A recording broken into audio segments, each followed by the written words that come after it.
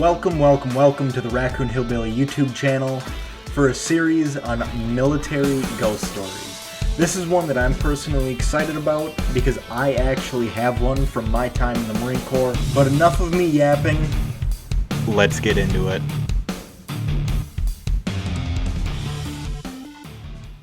So we have one here from September 2011 in Helmand Province in Afghanistan, from Outpost Greyhound, called Dust, Salt, and Silence.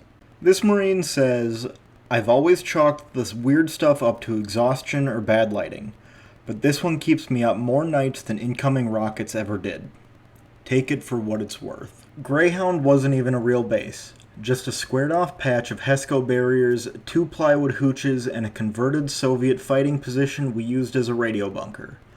Our route, Clearance Platoon, 33 combat engineers from 1st Combat Engineer Battalion, shared the box with a squad of Georgian infantry and Afghani Terps, everyone called Shams. We spent days pushing north on Highway 611, nights pretending the rats scratching the walls would be rats and nothing else. Greyhound wasn't even a real base, just a squared-off patch of HESCO barriers, 2 plywood hooches, and a converted Soviet fighting position we used as a radio bunker. Our route, Clearance Platoon, 33 combat engineers from 1st Combat Engineer Battalion, shared the box with a squad of Georgian infantry and Afghani Terps, everyone called Shams. We spent days pushing north on Highway 611, nights pretending the rats scratching the walls would be rats and nothing else. Week 1, 3rd night on post, Lance Corporal Mills and I were manning the mid-watch. The moon was burnt orange, throwing enough light to turn every shadow into a threat. Around 0230, Mills hissed, "Are you tracking that?" Through my NVGs, I saw a single figure 50 meters out, walking west to east just beyond our concertina. Tall, lean, moving slow. No weapon, no kit. What floored me was his uniform. Sun-bleached Soviet camo blouse with sleeves rolled and a battered steel helmet straight out of a museum. Mills clicked his IR laser to challenge, and the shape never reacted. 2 seconds later, it vanished as if someone sliced the feed. We swept our sector with the thermal scope, 0 heat signature, only the cool desert under the stars. We reported it because that's just what you do. Duty chief shrugged, probably an Afghan in a jacket he found, and we went back to work. Easy explanation. Week 2 is when the odd stuff stacked up. Radios would pop with Russian chatter for half seconds before cutting the static. Our Terp swore it wasn't Pashtu, Dari, or anything else he knew. Shams even found a single boot print with distinct Soviet tread inside our wire, under Mills and I's guard tower. The print pointed inward. The hooch lights would flicker at exactly 20:37, 8:37 p.m., every night, even though the bulbs were brand new. An electrician even tore the place apart and the wiring was fine.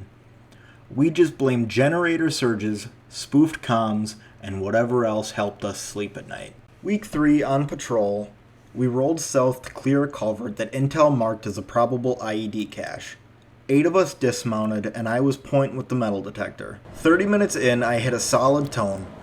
Kneeling down, I brushed away the powdered fine sand and uncovered a rusted Soviet anti-personnel mine with the fuse removed years ago. Underneath it was a dog tag, with the letters eaten away by corrosion.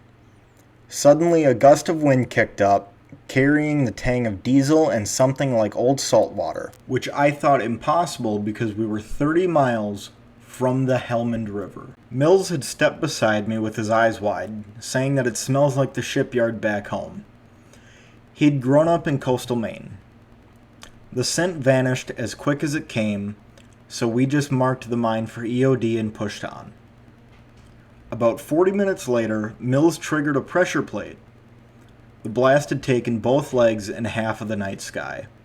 He was alive when I got to him, screaming, asking if the ocean was close. He ended up bleeding out on the medevac.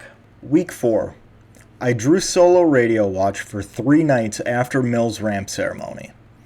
At 0104, the PRC-117 squawked to life with a voice like gravel poured over a record needle.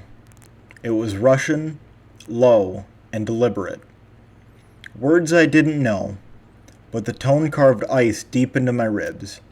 Then in English whispered, "Stop digging the salt." The handset squelched and died. Generator still humming. I stepped outside for a smoke to steady my hands. Under the moon, the same figure stood inside our perimeter, 5 paces from the bunker door. Soviet blouse hanging loose, helmet shadowing his face, no eyes, no mouth, just dark hollows.